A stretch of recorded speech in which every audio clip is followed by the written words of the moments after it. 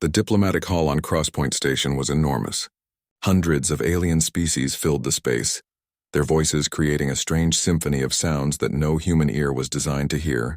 Lieutenant Dayho stood near the back wall, his hands clasped behind his back, watching everything with quiet attention. He wore the dark blue uniform of Earth's Special Forces, a simple design that looked plain compared to the elaborate costumes of the alien delegates around him. Dayho had been chosen for this assignment because of his record. 12 years in combat zones, 7 medals for actions he never talked about, a reputation for staying calm when everything went wrong. Ambassador Park needed security she could trust, and Dayho was the best Earth could send. The negotiations had been going poorly for 3 days. Earth wanted a seat on the Galactic Security Council, but most species thought humans were too young, too aggressive, too unpredictable. They smiled politely and said no in 100 diplomatic ways. Dayho didn't care about politics, but he understood what this meant for his planet. Without a council seat, Earth would remain a minor power, always following rules made by others. That's when she walked in. Commander Rion of the Velcrin Empire entered through the main doors, and the entire hall seemed to shift its attention. She was tall, nearly 7 feet, with skin that had a faint blue shimmer under the lights. Her armor was ceremonial but clearly functional, marked with symbols Dayho didn't recognize. Her movements were fluid and precise, like a blade cutting through water. Everything about her screamed danger. The Velcrin were one of the most powerful military forces in the galaxy. They had never lost a major conflict. Their warriors were legendary, trained from childhood in combat arts that had been perfected over thousands of years. Rion was their champion, undefeated in over 200 sanctioned duels. She walked to the center of the hall where Ambassador Park was speaking. The ambassador stopped mid-sentence, clearly surprised by the interruption. Rion smiled, but it wasn't a friendly expression. "I apologize for the interruption," Rion said, her voice carrying easily through the hall. "But I've been listening to Earth's petition for 3 days and I have concerns." Ambassador Park straightened. "The Velcrin Empire has not registered any formal objections to our proposal." "No formal objections," Rion agreed. "But practical ones. Earth claims it can contribute to galactic security. Yet humanity has been part of this community for only 15 years. You have no significant military victories, no proven combat doctrines. Your species is physically weak compared to most galactic standards." She paused. "How can you protect others when you cannot even protect yourselves adequately?" The hall erupted in murmurs. Some species seemed to agree with Rion. Others looked uncomfortable with her directness. Ambassador Park's face remained neutral, but Dayho could see the tension in her shoulders. "Earth's military has proven effective in our own conflicts," Park said carefully. "We have much to learn, but we are capable," Rion laughed. It wasn't a cruel sound, but it was dismissive. "Capable against other humans, perhaps. But this is the galaxy. We face threats that would crush your entire military in days. I mean, no insult, Ambassador, but facts must be acknowledged." Dayho felt something stir in his chest. He had heard this kind of talk before, from enemies who thought they understood humans. They always made the same mistake. They looked at physical strength and assumed that was all that mattered. He stepped forward before he could stop himself. "Commander Rion," the hall went silent. Every eye turned to him. Ambassador Park looked shocked that he had spoken. Rion turned slowly, studying him with interest. "Yes," she said. "With respect, Commander, victory in combat isn't always about physical strength." Rion's expression changed. The dismissiveness was replaced by something sharper, more focused. She walked toward him, her boots clicking on the polished floor. She stopped a few feet away, looking down at him.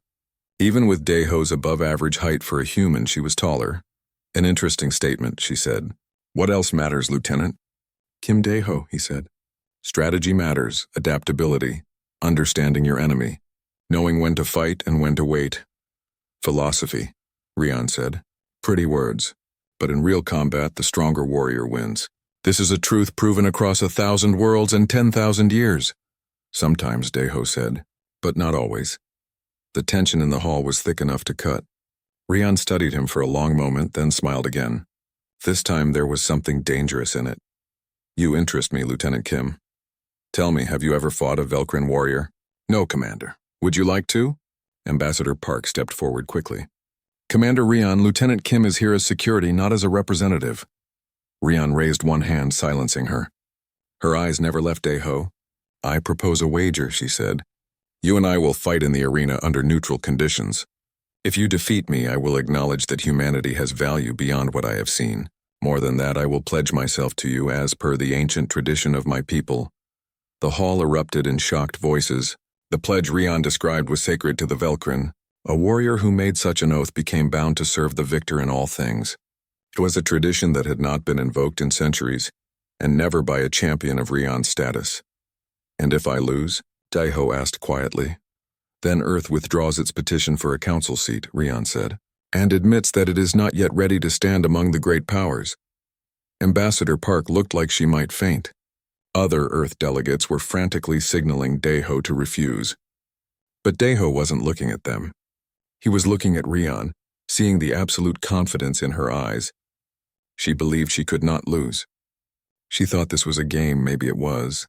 But Daeho had spent his life being underestimated. He had survived situations that should have killed him by being smarter, faster in his thinking, and more stubborn than anyone expected. He understood something important. Rian had never fought anyone who refused to play by her rules. "I accept," he said. The hall exploded in chaos. Aliens were shouting in dozens of languages. Ambassador Park was trying to pull him aside, arguing frantically.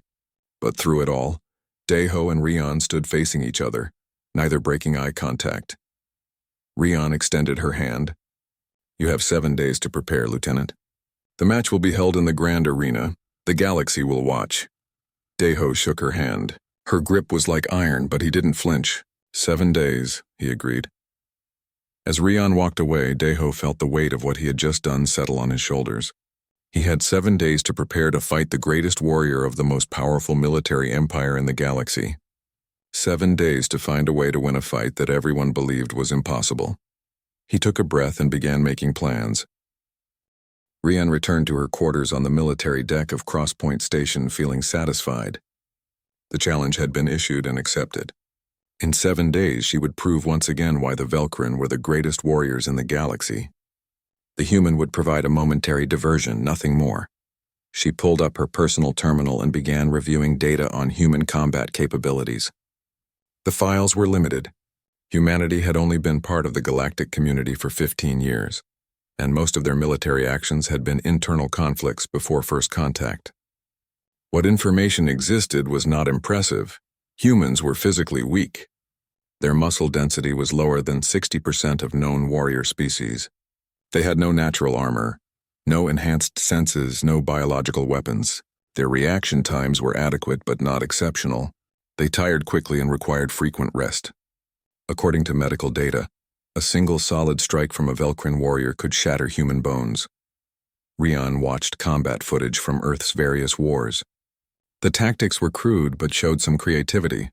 Humans used tools and weapons extensively to compensate for their physical limitations. They fought in groups using coordination and support fire. Individual combat skills were basic compared to Velkrin standards. She watched footage of Lieutenant Kim specifically. He moved well for a human, efficient and controlled. He had obviously received quality training. But training could only do so much when facing a superior opponent. She had fought warriors from dozens of species, each believing their techniques would make the difference. None had succeeded. Rian spent 2 hours in her personal training chamber that evening, running through standard forms. She didn't push herself. There was no need. She would train normally over the next week and be more than prepared. Overtraining against a weak opponent would be an insult to her own skills. Her second-in-command, Lieutenant Heywan, visited her quarters that night. He looked concerned. "Commander, the High Command is questioning your decision to issue the wager," he said. "Let them question," Rian replied. "The human challenged our assessment of his species. I am correcting his misunderstanding. But the pledge, Commander. If somehow you were to lose, I will not lose," Rian said simply. "I have faced the best warriors of 40 species. This human is brave but foolish. He will learn the difference between courage and capability." Heywan nodded but still looked uneasy. "The betting systems have opened. The odds are 1,000 to 1 against the human." "Too generous," Rian said with a smile. 3 decks below, in the human delegation's quarters, the atmosphere was very different. Ambassador Park was furious. "What were you thinking? You've put Earth's entire petition at risk for what? Pride? Deho sat calmly while she paced back and forth. 3 other Earth officials were in the room, all looking various degrees of angry or terrified. She was going to torpedo the petition anyway, Deho said quietly. The Velkrin have significant influence on the council. If they oppose us openly, we have no chance. At least this way, we have a path forward. A path that requires you to defeat an undefeated champion in single combat. Park snapped. Do you understand what you're up against? Velkrin physiology is vastly superior to human. She could kill you with her bare hands. She could, Deho agreed. But she won't. This is a sanctioned match. There will be rules, medical oversight, safety protocols. Safety protocols won't help if she breaks your spine in the first 30 seconds. Deho stood and walked to the window. Outside, the stars of the Galactic Core created a brilliant display. Ambassador, I've spent 12 years in combat. I've fought enemies with better weapons, better training, better positions. I'm still here because I learned one important lesson. You don't always have to be stronger. You have to be smarter. This isn't a battlefield where you can use terrain and tactics, Park said. It's an arena. You and her, nothing else. I requested a modular arena, Deho said. One where environmental conditions can change. She agreed. Park stopped pacing. Why would she agree to that? Because she's confident. She thinks nothing I do will matter. Deho turned to face them. That's her weakness. She's never lost, so she can't imagine losing. The next 6 days passed in intense preparation. Deho requested every piece of information available on Velkrin physiology, combat styles, and historical matches. He watched hundreds of hours of footage, studying how Velkrin warriors moved, attacked, and defended. He identified patterns. Velkrin fighters were aggressive and direct. They relied on overwhelming force because it worked. They had excellent reflexes and could adapt quickly to opponent tactics. But they always pushed forward. They always sought to dominate the space. It was cultural as much as tactical. Showing dominance was part of their warrior code. Deho worked with Earth's medical team to understand his own limitations. They ran tests, identifying exactly how much damage his body could take before failing. They installed medical monitors that would track his condition during the fight and inject emergency medication if needed. They couldn't make him stronger, but they could help him last longer. He trained differently than Rian would expect.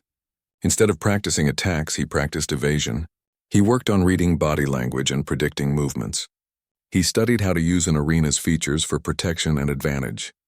He ran endurance drills until his body was conditioned to function under maximum stress. His team was skeptical. His training officer, Captain Namsu, watched him dodge and weave through an obstacle course and shook his head. You're training to survive, not to win, Namsu said. Surviving is the first step to winning, Deho replied. If I try to fight her strength against strength, I lose in seconds. But if I can last, if I can make her adjust to me instead of me adjusting to her, then maybe I find an opening. That's a lot of maybes. It's what we have. On the 5th day, Deho received an unexpected message. Commander Rian requested a meeting in one of the station's neutral conference rooms. He went alone. She was waiting when he arrived, standing by the window looking out at the stars. She turned as he entered, studying him with those sharp eyes. You've been preparing seriously, she said. I've received reports of your training schedule. Of course, Deho said. This matters to my people. It matters to mine as well, Rian said. The pledge I offered is not something done lightly. If I lose, which I will not, it would bind me to you in ways that would reshape political relationships across multiple sectors. Then why offer it? Rian smiled slightly. Because I knew I would win, and because I wanted to make the stakes clear. This is not a game, Lieutenant. This is about power and position in a galaxy that respects strength above all else. I understand, Deho said. Do you? Rian stepped closer. I have killed opponents in sanctioned matches, Lieutenant. Not often, but it happens when they push beyond their limits. The safety protocols are good but not perfect. You could die. I know. And yet you continue. Yes. Rian studied him for a long moment. You believe you can win. I believe I have to try. Something flickered across Rian's face, respect maybe, or curiosity. I will not hold back, she said. When we enter that arena, I will fight as I always fight, with everything I have. I wouldn't want it any other way, Deho said. They stood in silence for a moment, 2 warriors from different worlds, about to test themselves against each other. Then Rian nodded once and left. Daeho remained by the window looking out at the stars. 2 more days. 2 more days to prepare for a fight that everyone believed he would lose. But Daeho had spent his life proving people wrong. This would just be one more time. He returned to his quarters and continued training. The grand arena on Crosspoint Station could hold 50,000 spectators. Every seat was filled. Representatives from hundreds of species had come to witness what most believed would be a quick demonstration of Velcrin superiority. The betting odds had actually worsened for Daeho over the past week, settling at 1,500 to 1. The arena itself was impressive. The floor was a massive circular platform with sections that could rise, lower, or rotate. Environmental controls could alter gravity, temperature, atmosphere composition, and lighting within seconds. Holographic projectors could create obstacles or barriers anywhere in the space. It was designed to test warriors under any condition imaginable. Daeho stood in the preparation chamber beneath the arena, checking his gear one final time. He wore light tactical armor, flexible but strong, covering his vital areas without restricting movement. No weapons were permitted beyond what the arena itself might provide. This was to be a test of skill and strength, nothing more. Ambassador Park appeared at the door. The medical team is standing by. If anything goes wrong, they can stop the match. It won't come to that, Daeho said, though he wasn't certain. His body was as ready as it would ever be, but he knew the odds. One mistake, one moment of slowness, and this could end badly. Daeho, Park said quietly, you don't have to prove anything. We can withdraw the wager, accept the political consequences. No, Daeho said. This is happening. For Earth, yes, but also because she needs to learn something. Learn what? That being the strongest doesn't mean you're unbeatable. The call came. It was time. Daeho walked through the tunnel toward the arena floor. The roar of the crowd grew louder with each step. He emerged into bright light and noise, the sound of 50,000 beings creating a wall of sound that was almost physical. Across the arena, Rian emerged from the opposite tunnel. She wore ceremonial Velcrin combat armor, silver and blue marked with symbols of her rank and victories. She walked with absolute confidence, raising one hand to acknowledge the crowd. They roared approval. Many in attendance were from species that served alongside the Velcrin or had been defeated by them. They knew her reputation. Rian and Daeho walked to the center of the arena. An arbiter, a member of a neutral species, stood between them with a translation device. The challenge has been issued and accepted, the arbiter announced, its voice amplified throughout the arena. Commander Rian of the Velcrin Empire versus Lieutenant Kim Daeho of Earth. The conditions: single combat, modular arena, safety protocols active. Victory conditions: submission, incapacitation, or judge intervention. Do both parties acknowledge? Acknowledged, Rian said. Acknowledged, Daeho replied. The arbiter stepped back. Prepare yourselves. Combat begins in 30 seconds. Rian looked at Daeho. Any final words, Lieutenant? Good luck, Commander, Rian smiled. I won't need it. The countdown began. 10 seconds, 5. The crowd noise reached a fever pitch. 3, 2, 1. The signal sounded. Rian moved. Daeho barely registered the motion before she was on him. Her speed was incredible. She closed the distance in less than a second, her fist driving toward his head with enough force to end the fight immediately. Daeho dropped and rolled sideways. The punch passed through where his head had been, the air displacement audible even over the crowd noise. He came up running, putting distance between them. Rian pursued without hesitation. She was faster than him, her longer legs covering ground quickly. Daeho triggered the first environmental change he had programmed. A section of floor rose behind him, creating a barrier between them. Rian leaped over it effortlessly, but those 2 seconds gave Daeho time to reach a different section of arena. He triggered another change. Gravity in the center section decreased to half normal. Rian landed in the reduced gravity and adjusted instantly. She had trained in variable gravity environments, but her momentum was different now, her movements requiring different calculations. It was a small advantage, but Daeho took it. The fight became a chase. Rian pursued aggressively, her attacks devastating when they connected with barriers or floor sections, leaving dents and cracks. Daeho evaded using every trick he knew. He triggered obstacles, changed gravity, altered lighting. Nothing stopped her for long, but everything bought him seconds. The crowd's roar changed. Some were enjoying the spectacle. Others were growing impatient, wanting to see the human fall. Earth's delegation sat in tense silence, watching their representative fight for his life. 5 minutes passed. Then 10. Rian had not landed a solid hit, but Deho had not attacked either. He was purely defensive, surviving by the narrowest margins. Rian's expression changed. The confidence was still there, but something else appeared. Frustration. She had expected this to be over quickly. The human was proving harder to catch than anticipated. "Fight me," Rian shouted, her voice carrying across the arena. "Stop running!" Deho didn't respond. He was breathing hard, his body already feeling the strain. Near misses from Rian's attacks created shockwaves that rattled his bones. He couldn't keep this up forever. But he didn't need forever. He just needed the right moment. 15 minutes. 20. The crowd was now fully engaged, realizing they were witnessing something unexpected. The human was still standing, still moving, still avoiding defeat. Rian changed tactics. She stopped chasing and started predicting. She began to read Deho's patterns, understanding how he used the arena controls. When he triggered the next environmental change, she was already moving to counter it. Deho saw his window closing. If he waited much longer, exhaustion would make him slow. It was time to stop surviving and start fighting. Rian came at him again, fast and aggressive. This time, instead of evading fully, Deho angled his movement.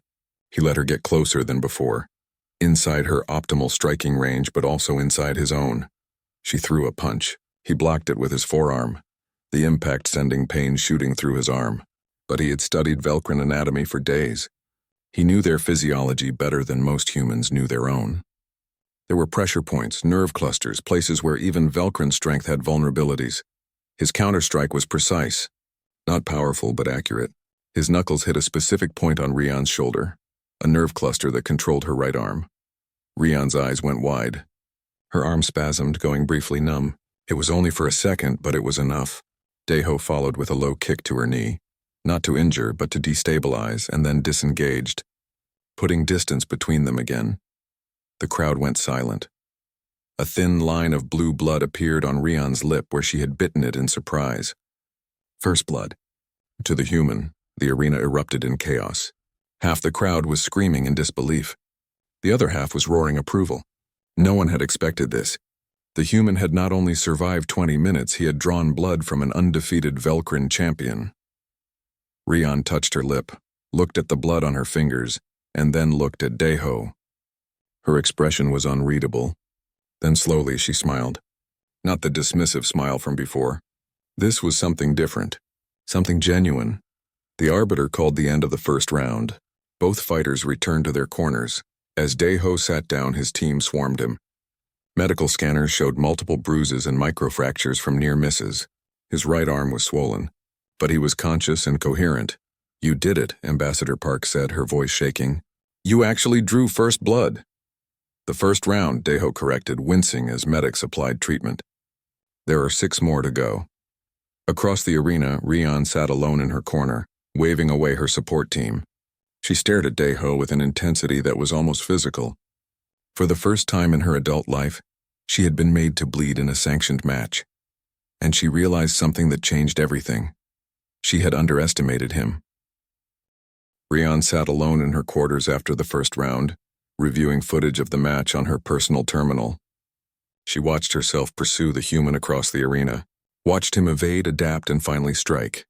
She replayed the moment of first blood a dozen times, analyzing every detail. She had been wrong.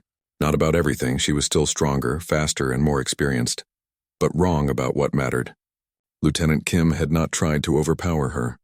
He had studied her, understood her patterns, and turned her own aggression into a weakness.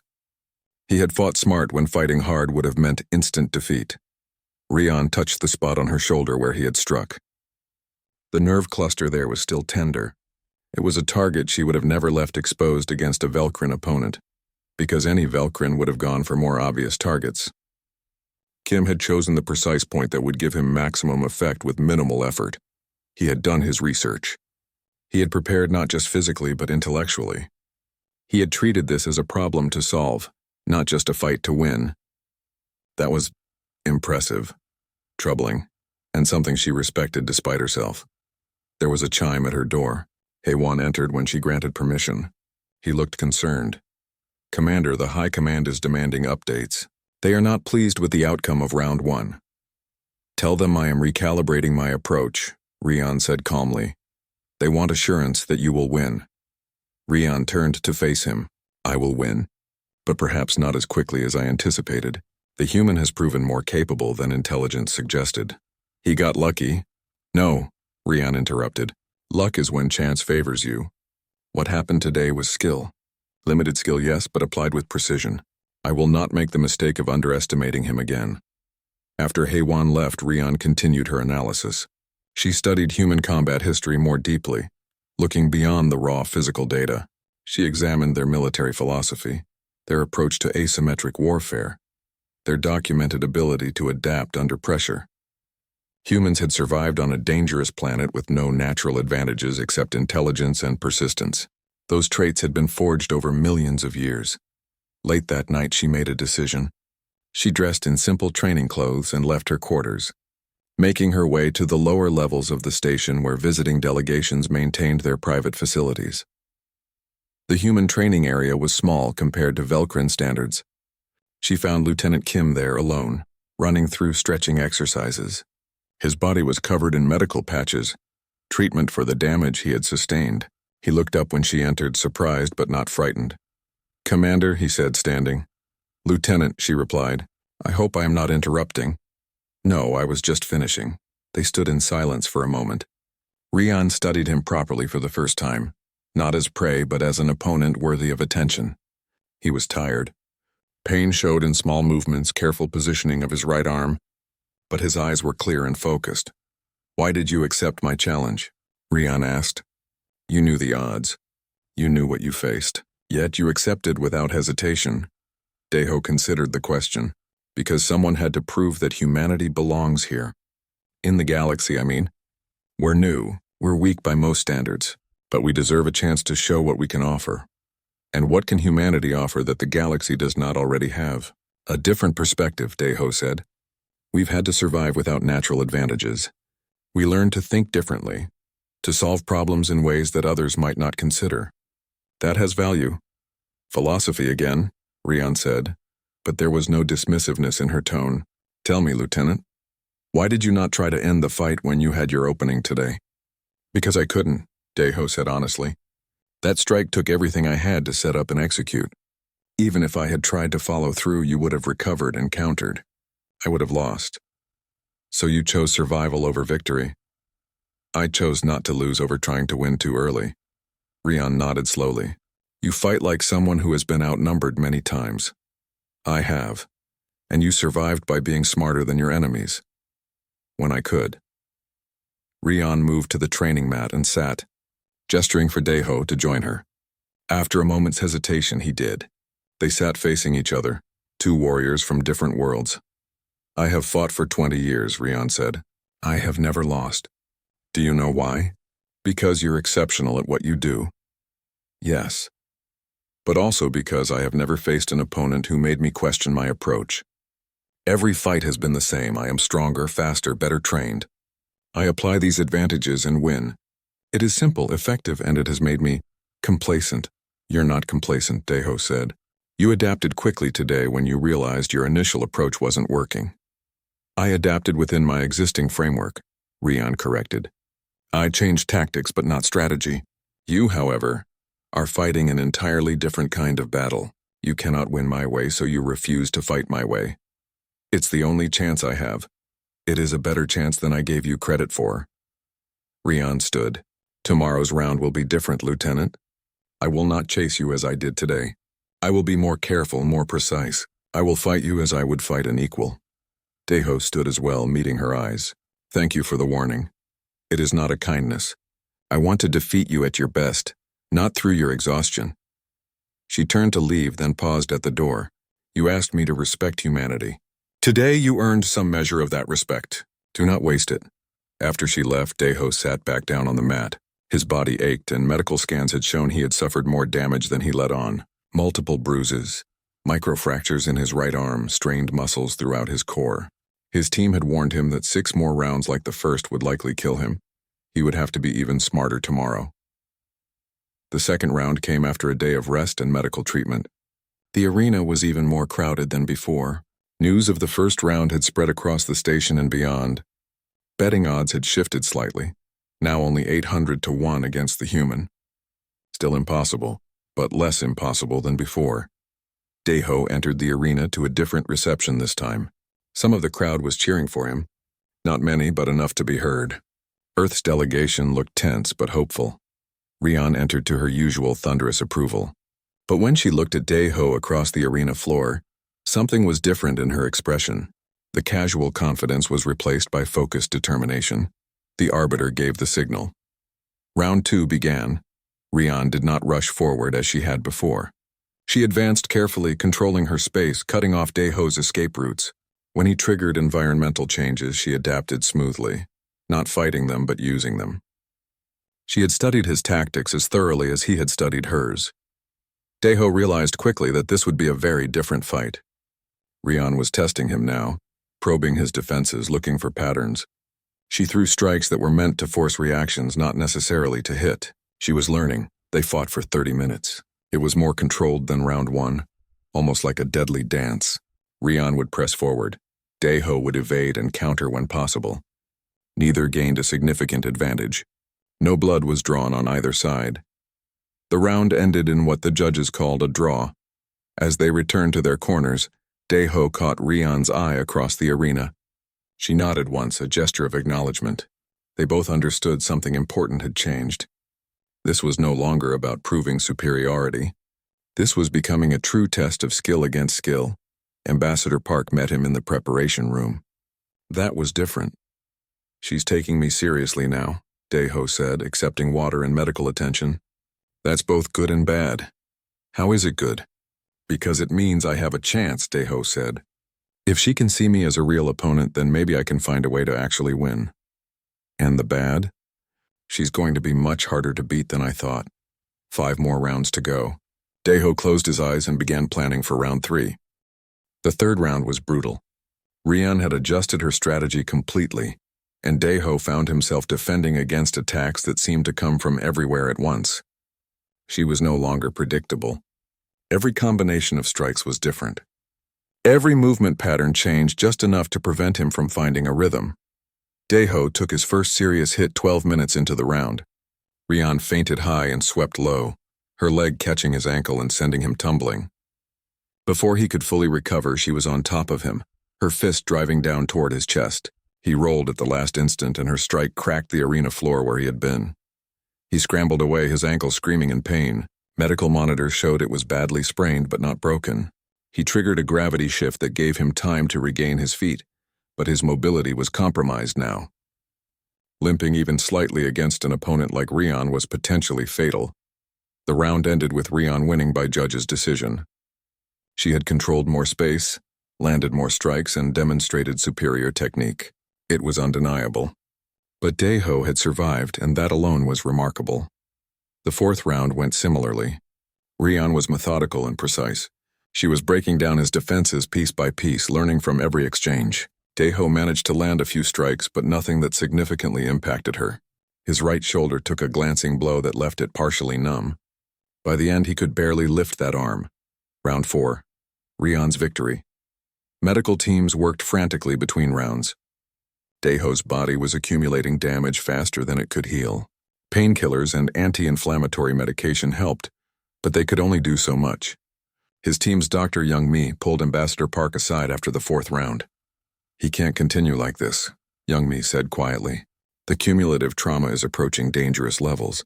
One more solid hit could cause permanent damage." "Can we stop the match?" Park asked. "Only if he withdraws or becomes medically unable to continue. Right now he's conscious and coherent. Technically, he can fight." "This is insane." "Yes," Young-mi agreed, "but he won't stop." "You know that." Park did know. She had seen the determination in Daeho's eyes. He would fight until he literally couldn't stand. The 5th round was different in a way no one expected. Rian entered the arena as always, composed and ready. But when she looked at Daeho, she saw something that made her pause. He was injured, obviously hurt. Every movement showed pain, yet he stood ready to fight, his eyes still focused, still aware. The signal sounded. Rian advanced, but more slowly than before. She watched Daeho compensate for his injured ankle, adjust his stance to favor his damaged shoulder. She could end this quickly now. One solid strike to his weak points and the fight would be over. But as she prepared to attack, something stopped her. This man had fought her for 4 rounds. He had drawn blood, earned respect, and refused to quit despite being outmatched. He represented his entire species in this arena, carrying the weight of humanity's reputation on his shoulders, and he would not stop until he literally could not continue. That was not weakness. That was strength of a kind Rian had rarely encountered. She attacked, but not at full force. She tested his defenses, pushed him, made him work. But when openings appeared, clear chances to end the fight, she didn't take them immediately. She told herself she was being thorough, making sure of her victory. But part of her knew the truth. She was giving him time. Time to adapt. Time to find his rhythm. Time to be the warrior she now knew he was. 15 minutes into round 5, something clicked. Daeho stopped fighting defensively and started fighting intelligently.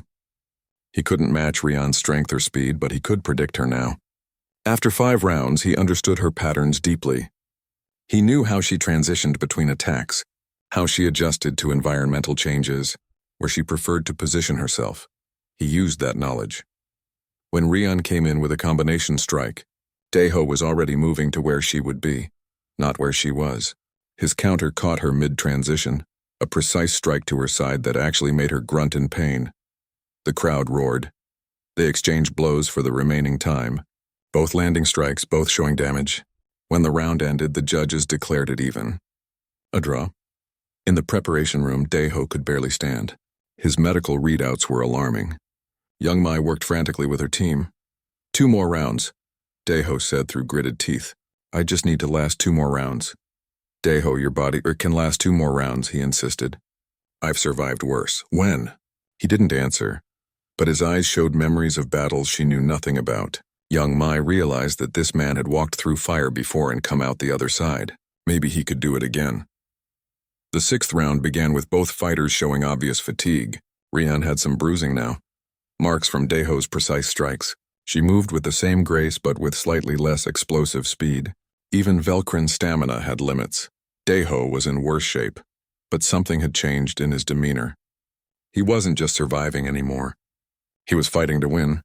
The round was the most intense yet. They moved through the arena like dancers in a violent ballet, each knowing the other's rhythm. Environmental changes flowed naturally into their combat, both using the arena's features like extensions of their own bodies. 23 minutes in, Daeho saw his chance. Rian committed to a powerful strike, putting her full weight behind it. It was a finishing blow, meant to end the match. But Daeho had seen this exact attack pattern in his studies. He knew where she would be off balance for just a fraction of a second. He moved. His counter was perfect. Every ounce of remaining strength, every bit of technique he possessed focused into a single strike to Rian's knee. Not to injure permanently, but to destabilize completely. Rian went down on one knee, her eyes wide with shock. The crowd went absolutely silent. Daeho stood over her, breathing hard, his body screaming in agony. He could finish this. One more strike while she was down. The judges would have to call it. Their eyes met. Rian saw no triumph in his gaze. No arrogance, just respect and exhaustion. He extended his hand to help her up. For a moment, everything hung in balance. Then Rian took his hand. He pulled her to her feet. They stood facing each other, both battered, both exhausted. The crowd erupted in noise, some angry, some amazed, all confused about what they had just witnessed. The round ended seconds later. The judges declared it even again, but everyone knew what had really happened. The human had chosen mercy over victory. As they left the arena, Rian caught Daeho's arm. Why? Because this isn't about dominance, Daeho said quietly. It never was. You asked what humanity could offer the galaxy. This is it. We know when to fight and when to show respect. Rian said nothing, but something profound had shifted in her expression. 1 round remained, and both fighters now understood that regardless of who won, something more important had already been decided. They were no longer enemies trying to prove superiority. They were warriors who had earned each other's respect through the oldest language in the universe, combat. The rest period before the seventh and final round was longer than the others. Both fighters needed time for medical treatment and recovery. The arena medical facilities worked on them simultaneously in separate rooms, trying to prepare their bodies for one last test. Daeho sat quietly while young Mi and her team worked. Medical scans showed damage throughout his body. Multiple fractures in various stages of healing, severe muscle trauma, internal bruising. His right arm had limited mobility, and his left ankle could barely support weight without medication. "One more round," young Mi said, shaking her head. "That's all you have in you." "Maybe less." "It's enough," Daeho said. "Is it worth it?" "Even if you win, the damage—" "It's not about winning anymore," Daeho interrupted. "It stopped being about that somewhere around round 4. Now it's about showing that humanity can stand with the best the galaxy has to offer, that we don't quit, that we earn our place." Ambassador Park entered the room. "The Velkrin High Command has sent a message. They're offering to void the wager, call it an honorable draw. Both sides walk away with dignity and tact." "What did you tell them?" "That I would ask you." Daeho was silent for a long moment. It was tempting. His body was screaming at him to stop.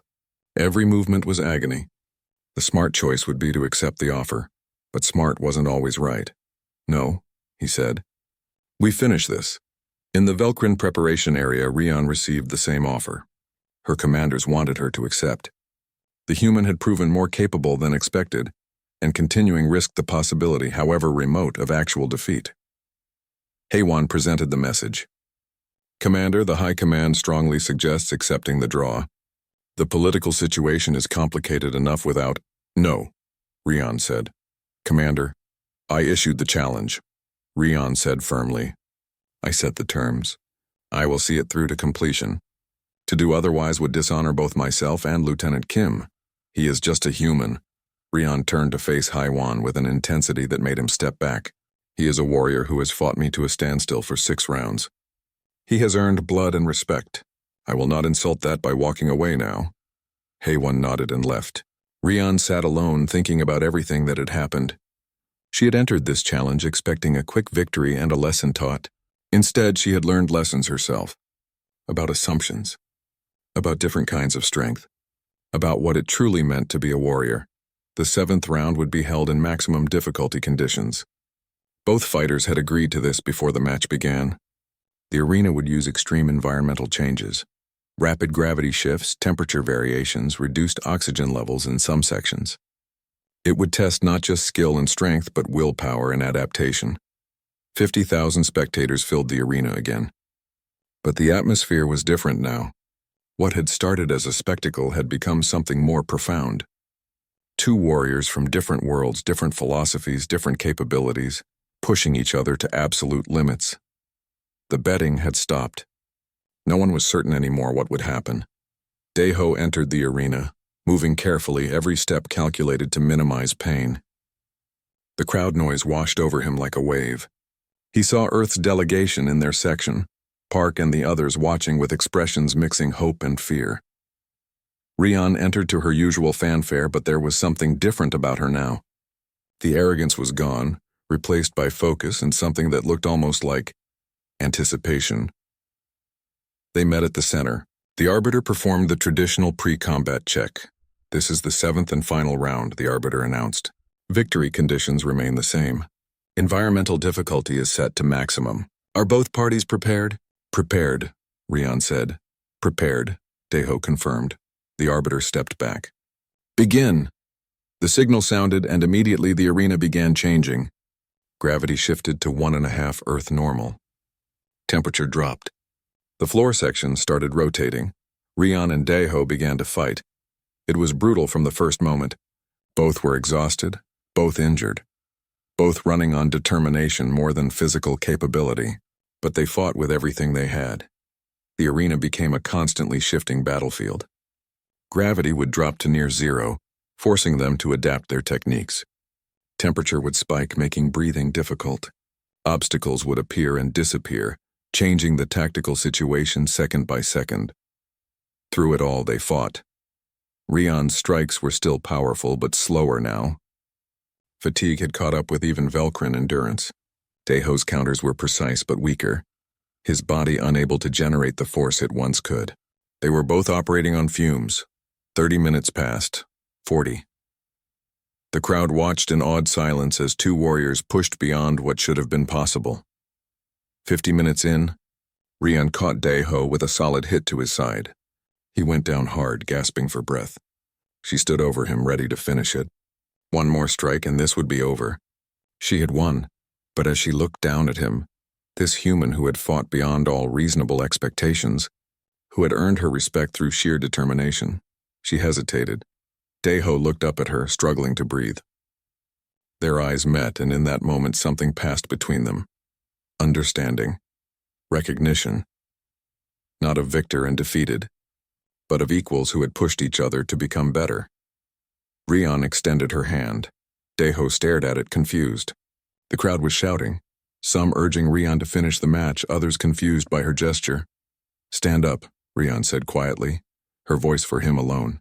"Stand up, warrior." Daeho took her hand. She pulled him to his feet. They stood facing each other, both barely able to stand, both knowing this had gone beyond a simple match. The arena's environmental system shifted again, gravity increasing, temperature dropping further. They fought on. An hour passed, then 70 minutes. Neither could land a finishing blow. They were moving on instinct now, bodies pushed beyond their limits, continuing only because they refused to stop. At 73 minutes, they both struck simultaneously. Rian's fist connected with Daeho's shoulder. His palm strike hit her chest. Both staggered backward and both went down. The crowd erupted in chaos. Medical teams rushed onto the arena floor. The arbiter was shouting into communication devices, trying to determine what had happened. Daeho lay on his back, staring up at the arena ceiling. His body wouldn't respond to commands anymore. He had pushed beyond every limit. He tried to move and couldn't. A few feet away, Rian was in similar condition. She had used everything she had, and her body had finally said enough. The medical teams reached them simultaneously. Scanners were deployed. Both fighters were conscious but unable to continue. The judges consulted frantically. After 5 minutes of debate, the arbiter made an announcement. Due to simultaneous incapacitation, the match is declared a draw. However, given the unprecedented nature of this combat, the judges rule that both warriors have demonstrated exceptional capability. The terms of the wager. But Rian's voice cut through the noise. Weak but clear, no. Everyone stopped. Rian was being lifted onto a medical stretcher, but she fought to sit up, waving away the medics. She looked across at Daeho, still on the ground. "I withdraw," Rian said clearly, her voice amplified by the arena systems. "Lieutenant Kim has proven his worth beyond question. I declare him the victor." The arena exploded in shocked voices. Velcrin spectators were shouting protests. Earth's delegation looked stunned. The judges were arguing among themselves, but Rian's word was final. She had issued the challenge, set the terms, and now she was declaring the outcome. By Velcrin law and tradition, her decision stood. Daeho managed to turn his head to look at her. "Why?" Rian smiled despite the pain. "Because you taught me something I needed to learn. Strength is not just about winning. It is about knowing what truly matters."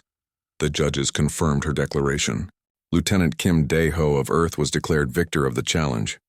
As medical teams carried them both to treatment facilities, the galaxy began processing what had just happened. A human had defeated a Velcrin champion, not through superior force but through will, intelligence, and the refusal to give up, and perhaps most importantly, that champion had chosen to acknowledge defeat, recognizing a worthy opponent when she found one. The medical center on Crosspoint Station had never been more crowded. Representatives from dozens of species wanted updates on both fighters. Earth's delegation maintained a constant presence outside Daeho's room. The Velcrin military had sent an entire security detail for Rian. Daeho spent 3 days in medical care. His body had accumulated so much damage that even advanced galactic medicine required time to repair it.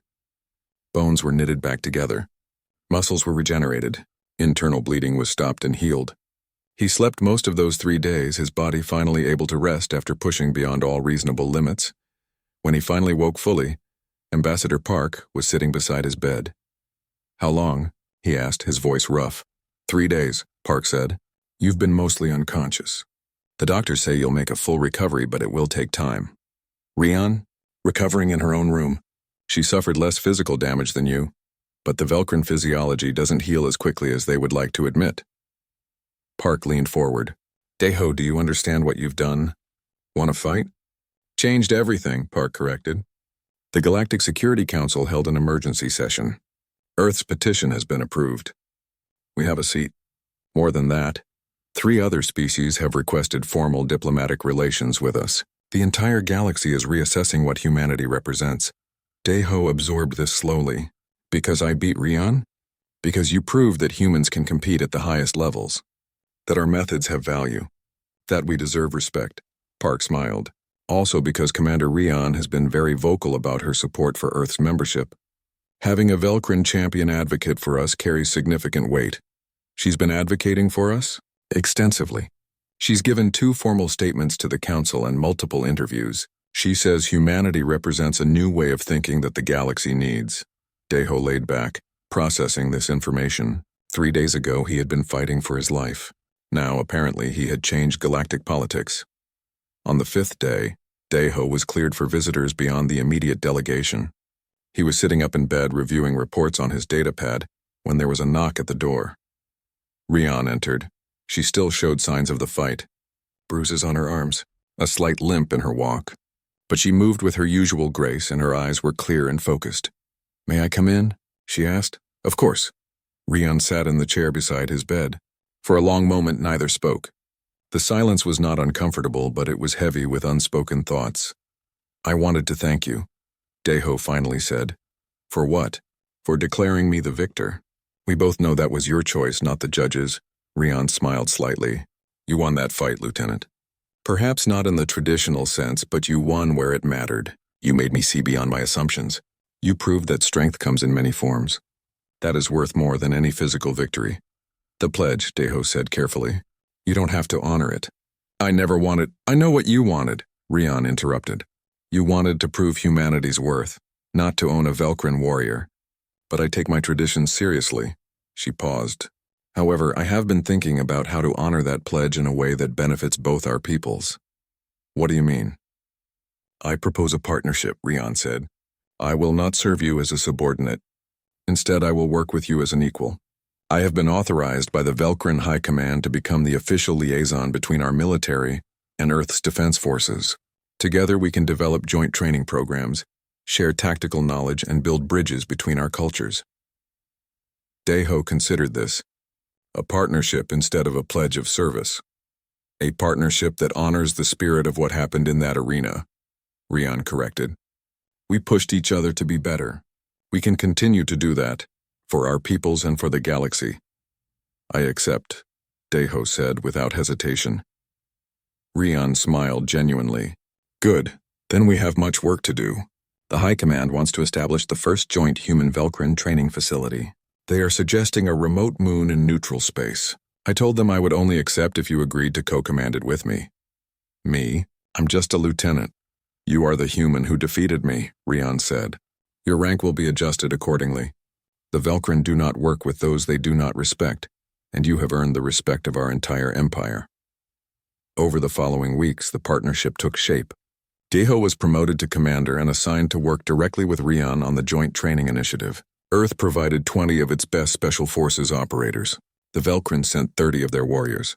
Together, they would learn from each other. The training facility was established on a moon called Threshold, a neutral location with varied terrain perfect for combat training. The first month was difficult. Humans and Velcrin had very different approaches to everything. Training methods, command structures, even basic communication styles were different. But Daeho and Rian worked through each problem together. They demonstrated to their troops that cooperation was possible, even between species that seemed fundamentally different. Slowly, bonds formed. Humans learned Velcrin combat techniques, gaining new capabilities. Velcrin learned human tactical thinking, adding flexibility to their methods. 6 months after the match, Ambassador Park visited the facility. She found Daeho and Rian observing a joint training exercise where mixed teams of humans and Velcrin were working together to solve complex tactical problems. Remarkable, Park said. watching a human soldier and Velcrin warrior coordinate a flanking maneuver with perfect synchronization. 6 months ago, this would have been unthinkable. 6 months ago, many things were unthinkable, Deho replied. A communication alert interrupted them. There was an incident in the Outer Reach. A pirate fleet was threatening colony worlds. Multiple species had requested assistance, but response times from regular forces would be too slow. Rion looked at Deho. The first real mission. Are we ready? There is only one way to find out. They assembled their joint team, 15 humans, 20 Velcrin, the newest and most experimental combat unit in the galaxy. They briefed the mission. Hostile pirates, civilian lives at risk, high-difficulty operation requiring coordination and speed. The team responded with absolute focus. Humans and Velcrin working together, no hesitation, no doubt. They had trained for this. The mission was successful. The joint team eliminated the pirate threat with minimal civilian casualties. Their coordination was flawless. Humans provided tactical innovation and adaptability. Velcrin provided power and discipline. Together they were more effective than either could have been separately. News of the success spread quickly. Other species began requesting joint training. The model that Deho and Rion had developed became a template for galactic military cooperation. 1 year after the match, they stood together on an observation deck overlooking the training facility. Below, 5 different species were participating in joint exercises. Human, Velcrin, and 3 others who had joined the program. Do you ever regret it? Deho asked. Declaring me the victor? Your life changed completely because of that decision. Rion shook her head. I regret nothing. My life changed, yes, but for the better. I was the greatest warrior of my people, but I was also limited. I saw the galaxy through one lens. You showed me there were others. You taught me things too, Deho said, about pushing past limits, about what true strength looks like. I couldn't have done any of this without those lessons. They watched the training exercises in comfortable silence. 2 warriors from different worlds who had beaten each other into mutual respect. 2 leaders who had found strength in partnership rather than dominance. A young Velcrin warrior approached, saluting. Commanders, the new recruits have arrived. Humans and Velcrin both. They're requesting your presence at the orientation. We're coming, Rion said. As they walked together toward the orientation hall, Rion smiled. Do you remember what you said? That humanity could offer the galaxy a different perspective. I remember. You were right. But I think what we've built here is something more. Not human perspective or Velcrin perspective, but a new way of seeing things altogether. A way that combines our strengths. A partnership, Deho said. Yes, a partnership. They entered the orientation hall where fresh recruits waited, young warriors from multiple species, all eager to learn, all willing to work together. The future of galactic cooperation. Rion addressed them first, speaking of tradition and honor and the importance of respecting all forms of strength. Then Deho spoke, talking about adaptability and learning and the value of different perspectives working together. The recruits listened with rapt attention. They were witnessing something that would have been impossible just a year earlier. A Velcrin champion and a human commander, standing side by side as equals, teaching the next generation how to be stronger together than they ever could be apart. After the orientation, as they reviewed schedules for the coming training cycle, Rion said quietly, I'm glad I lost that match. Deho looked at her with surprise. Really? Really? If I had won, I would still be the undefeated champion. Strong, yes. Respected, yes. But isolated in my superiority. Instead, I found something better. An equal, a partner, a friend. We both won, Deho said. That's what I figured out somewhere around round 5. This was never about one of us defeating the other.